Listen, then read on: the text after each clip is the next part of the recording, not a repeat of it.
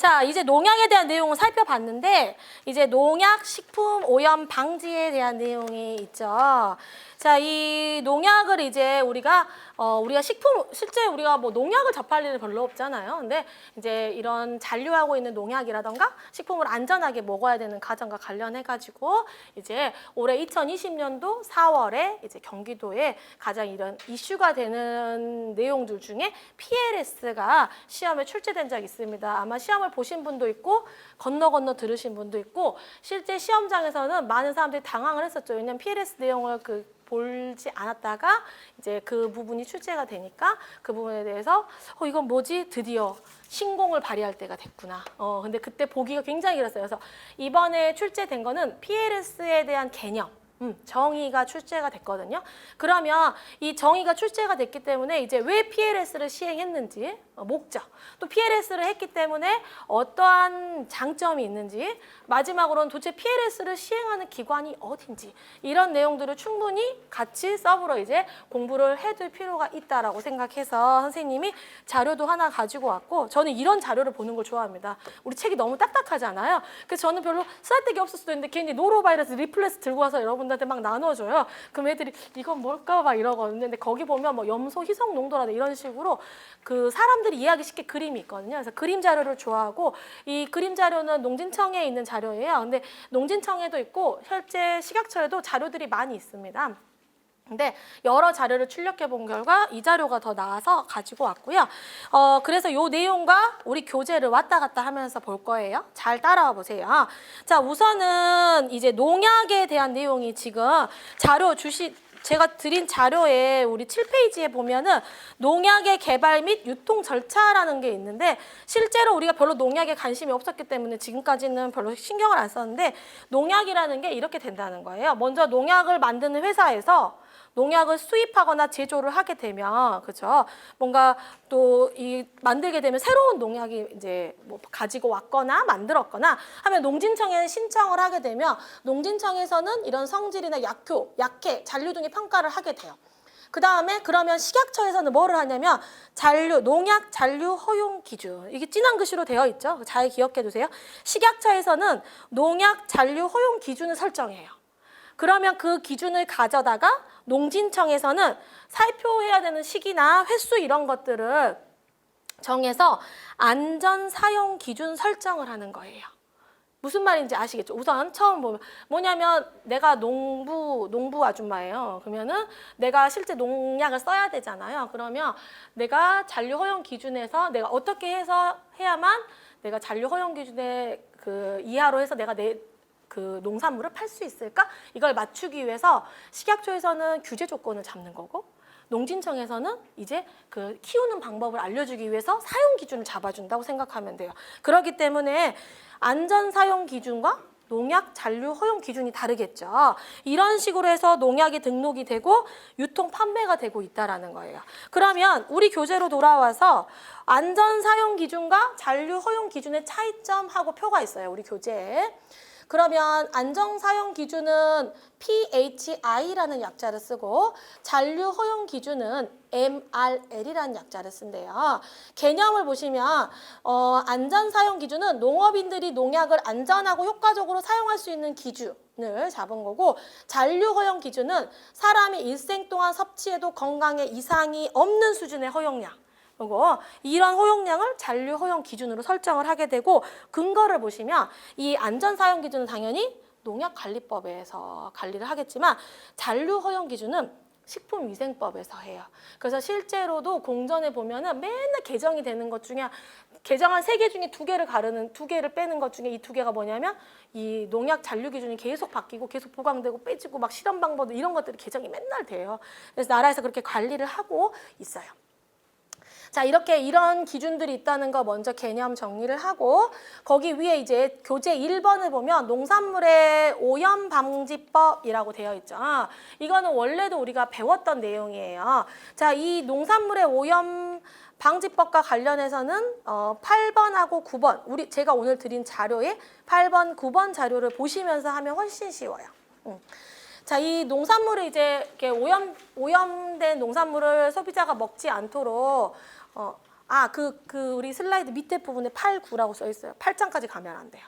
자, 거기 페이지 써져 있죠. 자료에 보면 맨 밑에 보면 8, 9 이렇게 써져 있죠. 찾았죠. 그래서 이 농산물을 안전하게 먹기 위해서 두 가지 방법을 시행하는데 1단계하고 2단계를 보면 1단계는 생산 단계죠. 그러니까 보시면은 농진청에서 이게 뭐 며칠 날에 방문하겠습니다 해서 가잖아요. 그래서 지금 잘하고 있는 거를 뜯죠. 왜냐하면 뭐냐면 내가 수확을 해서 소비자한테 판매되기 전에 며칠 전까지는 더 이상 농약을 살포하면 안 되는 시기가 있어요. 그래서 좀 자체적으로 뭐 예를 들어 10일이다 그러면 10일 전에 11일 이렇게 전에는 살포해도 그 기간 동안 뿌리지 않으면 분해되거나 없어져서 소비자에게 갈 수 있는 만큼 내려갈 수 있기 때문에 그렇게 정해놔요. 그러면 방문을 해가지고 나 며칠이라 이렇게 딱 정해져 있잖아요. 그러면 방문해서 뜯어가지고 했는데 너무 많아. 그러면 부적합하면 출하가 안 되는 거고 적합하면 출하가 되는 거예요. 그 다음에 두 번째 장, 9번 장을 보면은 유통 단계라는 거죠. 그러니까 유통을 했어요. 근데도 그냥 그대로 놔두는 게 아니라 마트나 이런 데를 가서 식약처 직원이 그 시료를 가져다가 잔류 허용 검사를 하는 거예요. 그래서 잔류 농약을 딱 분석했는데 그 수치보다 넘었어. 그러면 바로 회수 조치하는 거고 그 수치 아래야 그러면 네 계속 잘 파세요 이렇게 된다 이 말이에요. 이렇게 두 가지 방법으로 농산물의 오염 방지를 하고 있었어요. 그게 잔류 허용량 설정과 사용 제한 기간 설정 이렇게 우리가 공부를 했었어요. 그러니까 공부를 했는데 이제 2019년 1월 1일자로 PLS, 우리나라 말로 하면은 농약 허용 물질 목록 관리 제도, 그래서 파지티브 리스트 시스템이라는 제도가 시행이 됐어요. 시행이 되기 시작한 거예요. 그 전에 그러니까 이미 이제 개정이 됐고 이제 19년도부터 이미 전면 시행됐어요. 그래서 그 시스템을 살펴보면은 이 농약 허용 물질 목록 관리 제도 이름이 너무 어려워요. 요 PLS 같은 경우는 어떤 거냐면 우선 하나 적어 놓으면 국내 사용 등록도는 우리나라 것뿐만 아니라 수입한 거 있죠. 수입 식품의 잔류 허용 기준이 국내뿐만 아니라 수입 식품 등의 잔류 허용 기준이 설정된 농약 이외에는 설정된 거는 설정된 걸 따르면 되겠죠. 근데 설정된 이외 없어 기준이 없어 이런 것들은 어떤 기준을 따른다라고 했냐면 일률 기준 0.01 ppm 일률 기준으로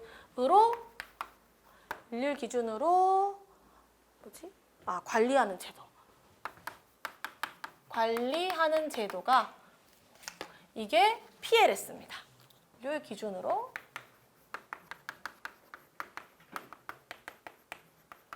이해하셨죠? 그래서 이 PLS라는 거는 보시면 우리 교재에 내용 한번 볼게요.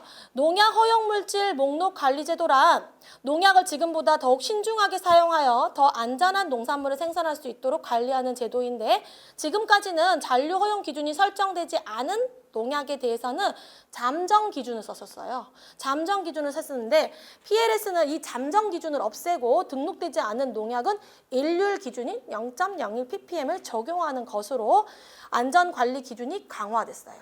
자, 이 표현은 밑에 보시면 3번에 PLS 시행 전과 후의 변화라는 표 찾으셨나요? 자, 이 표를 보시면 좀 더 자세히 설명해 줄게요. 자, 우리가 이 PLS를 시행하기 전에는 전과 후의 차이점이 나와 있는데 만약 기준 설정이 되어 있는 농약, 당연히 설정된 잔류 허용 기준을 쓰면 되겠죠. 그리고 PLS가 시행됐다고 해도 이미 설정이 되어 있는 농약은 그거를 쓰면 됩니다. 그런데 만약에 기준이 미설정되어 있는 농약의 경우 PLS를 시행하기 전에는 어떻게 했냐면 우선 유사한 걸 찾기 시작하는 거예요. 거기서 제일 자주 등장하는 게 뭐예요? 코덱스 기준. 그죠? 코덱스 기준을 가지고 와요. 그 다음에 또는 되게 비슷하게 생긴 농산물이죠. 얘도 뭐 시금치다 그럼 얘하고 좀 비슷한 거. 이런 유사 농산물의 최저 기준을 적용한다거나 또는 해당 농약, 내가 사용하는 농약의 최저 기준을 적용한다거나 이런 식으로 잠정 기준을 썼었는데 이제 PLS가 시행되면 더 이상 아무것도 용납하지 않겠어. 누구를 적용한다? 일률 기준인 0.01 ppm이라는 거예요. 이거를 적용한다는 얘기예요. 사실 이 기준이 이거 0.01을 외워야 되나 이런데 사실 이 기준은 뭐냐면 검출이 안 돼야 된다는 거하고 상동한 의미예요. 그래서 제가 준 자료 중에 이 자료에 있었던 것 같은데 0.01은 얼마 정도인가 하는데 수영장 하는 국가대표 선수하는 그 수영장에 숟가락 하나 정도 넣는 정도래요. 그게 0.01이라고 설명을 해놨더라고요. 그림을 그려놨어요. 그러면 안 나와야 된다는 뜻하고 마찬가지. 즉 뭐냐면 설정되지 않는 농약에 대해서는 인정하지 않겠다라는 의미랑 비슷하다라고 생각하면 됩니다. 자, 그래서 뒷장에 보시면 그림이 있어요. 저 뒷장에 보시면 그림이 있는데 시행 전과 시행 후가 되어 있는 그림 있죠. 그러면 예시가 들어져 있어요. 지금 여러분들이 어느 정도 설풋 이해가 됐단 말이에요. 예시로 확실히 이해를 해봅시다. 자, 시행 전에 만약에 취나물에 A 성분이 들어있는 농약을 사용했어. 그죠? 그런데 A 성분은 취나물에 사용 등록이 안 돼 있어요. 그럴 경우에 어떻게 했냐면 A 성분이 등록되어 있으면서 취나물과 유사한 들깻잎, 저는 잘 보지 않아서 들깻잎과 취나물이 똑같은지는 모르겠는데 그런다고 해요. 이 들깻잎에 적용되는 기준, 즉 0.1 ppm을 적용해서 적합 여부를 판단했어요. 그랬더니 이 취나물을 생산하는 농부는 적합 판정을 받은 거예요. 무슨 말인지 알겠죠? 자, 그런데 PLS가 시행됐어요. 이제는 취나물과 비슷한 거 이런 거 안 된다는 거예요. 그렇죠? 무조건 기준은 얼마? 0.01 ppm 이하여야 돼요. 그래서 나는 예전하고 똑같이 취나물을 생산했지만 지금은 부적합이 됐다 이 말이에요. 이해하시겠죠? 자, 그래서 그 밑에 공간 하나 있죠. 밑에 공간 하나 적어보시면 이러한 일률 기준 0.01 ppm이 적용되는 경우, 자, 이러한 0.01 ppm이 적용되는 경우를 정리를 해보자. 그러면 첫 번째는 뭐냐면 잔류 허용 기준이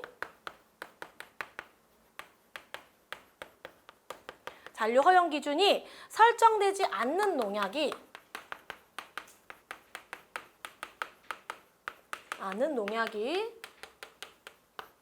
내 식품에 잔류하는 경우.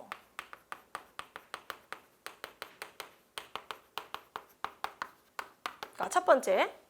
두 번째는 일부 식품에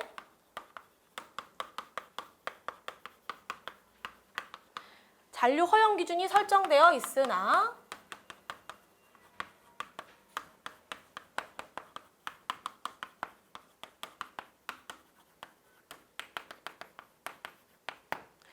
그 이외의 식품에는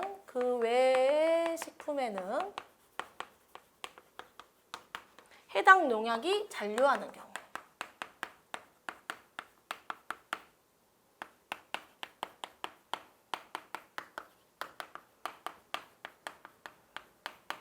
되게 헷갈리는 말이죠.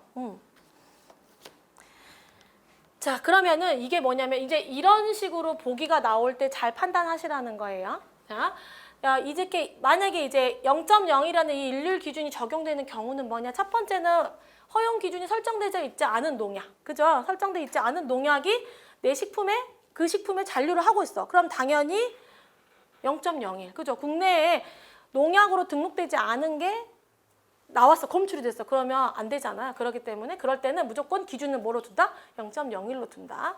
두 번째는 뭐냐면 일부 식품에는 A라는 농약이 잔류 허용 기준 설정돼 있어요. 그거 썼어요. 그래서 등록돼 있잖아요. 라고 했지만 그 외의 식품에 해당 농약에 잔류를 하는 것, 즉 그 정해진 식품 이외에 그 A라는 성분이 잔류를 했어요. 그러면 어떻게 된다? 기준이 0.01이 된다 이 말이에요. 자, 즉 예를 들어 일부 식품을 뭐 사과나 배라고 했을 때 사과 배에 A 성분에 대한 기준이 정해져 있어. 근데 나는 바나나를 생산한 사람이야. 근데 A가 나왔어. 그러면 이거는 A는 얼마만큼의 기준이에요? 0.01이야. 이렇게 적용한다라는 거예요. 이해하셨죠? 자, 이렇게 일률 기준 0.01이 적용되는 경우는 이런 두 가지의 경우고요. 우리 교재에 보면 일률 기준 0.01을 적용하는 이유가 나와 있죠. 왜 이렇게까지 하냐? 자, 목적이에요. 이 PLS를 시행한 목적. 첫 번째는 안전성이 입증되지 않은 수입 농산물을 차단하는 것도 목적에 들어가고요. 그렇죠? 왜냐하면 수입 식품의 경우에는 굉장히 어려운 부분 중에 하나죠. 그다음에 두 번째는 미등록 농약의 오남용 방지. 근데 우리는 잘 모르는데 아시는 분들 해보면 뭐 시골에서 이렇게 이상한 병이 이거 써봐 이거. 효과가 직방이야 이런 거 있잖아요. 효과가 직방이야 이러면 근데 막 너무 좋아. 그렇게 하는 그런 것들. 그래서 그게 어떤 성분인지도 모르고 그냥 왜냐면 지금 농부님 입장에서는 내 곡물이 잘 자라는 게 중요하니까 그렇게 됐을 때 이제는 그렇게 돼가지고 자기께 출하가 안 될 수 있기 때문에 막 농진청이나 이제 식약처에서 농약 등록하세요. 등록된 농약 쓰세요. 이렇게 홍보를 하고 있어요. 오히려 무슨 말인지 아시겠죠? 자, 그래서 PLS가 그러면은 어디까지 적용이 되어 있느냐에 대한 내용 나와 있습니다. 5번에 1차는 16년도 12월 31일 네, 적용을 했고요. 견과 종실류 및 열대과일류라고 되어 있는데 거기에 대한 좀 더 자세한 내용은 우리 거에 20페이지에 있어요. 20페이지에 있는데 견과 종실류에는 뭐 땅콩 또는 견과류, 유지 종실류, 그다음에 음료 및 감미 종실류 막 이런 것들이래요. 그 과일류에는 열대 과일류 이렇게 열대 과일류나 이런 것들을 대상으로 먼저 시행을 했고요.